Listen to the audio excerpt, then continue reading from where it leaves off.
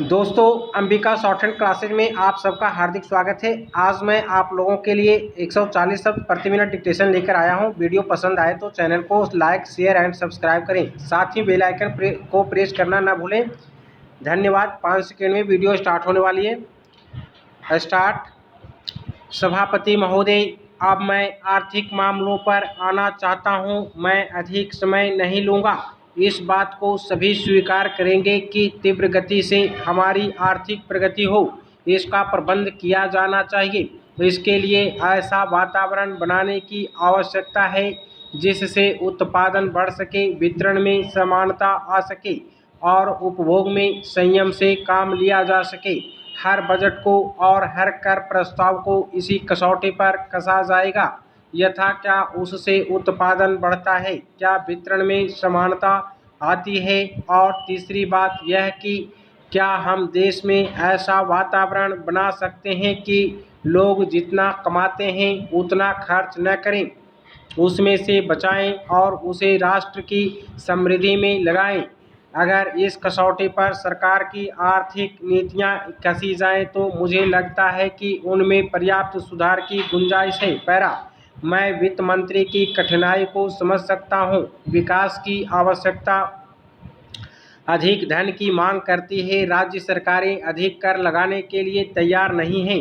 वे केंद्र से कर्जा लेकर अपना काम चलाना चाहती हैं।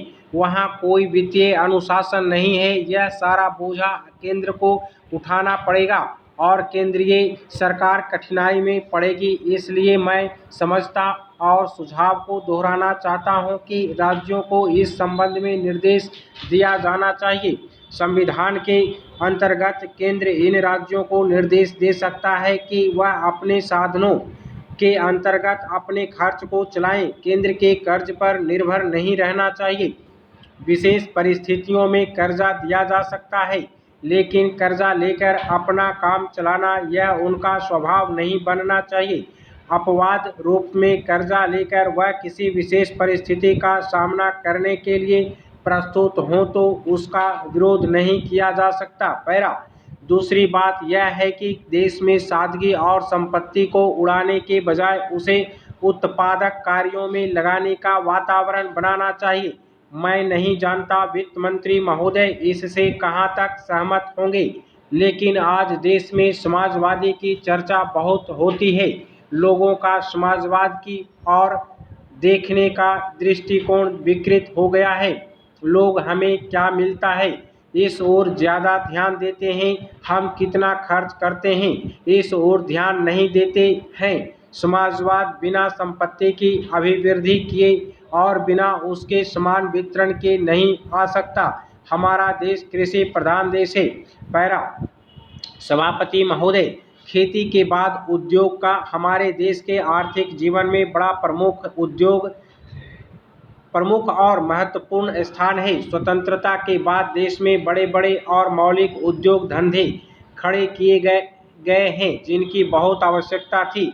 उस दिशा में अच्छा प्रयास किया गया है और उसमें बड़ी सफलता भी मिली है।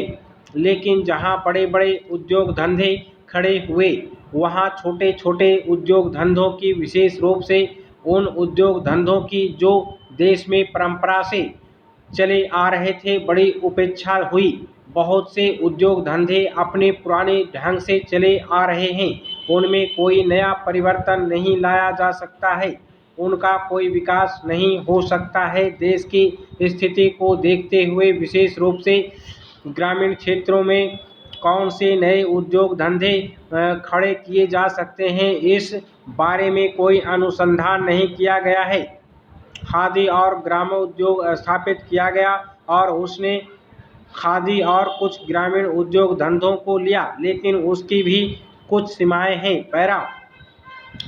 बहुत से उद्योग धंधे ऐसे हैं जिनको प्रोत्साहन दिया जाना चाहिए था, लेकिन प्रोत्साहन देना तो दूर रहा, ऐसी नीति अपनाई गई कि उनके काम में बाधा पैदा हुई और उनमें बहुत से टूट गए। इसका परिणाम यह हुआ है कि एक तरफ तो हमने दिखाने के लिए बड़े बड़े कल कारखाने खड़े किए हैं, लेकिन दूसरी तरफ बेकारों की समस्या संख्या बढ़ती गई है।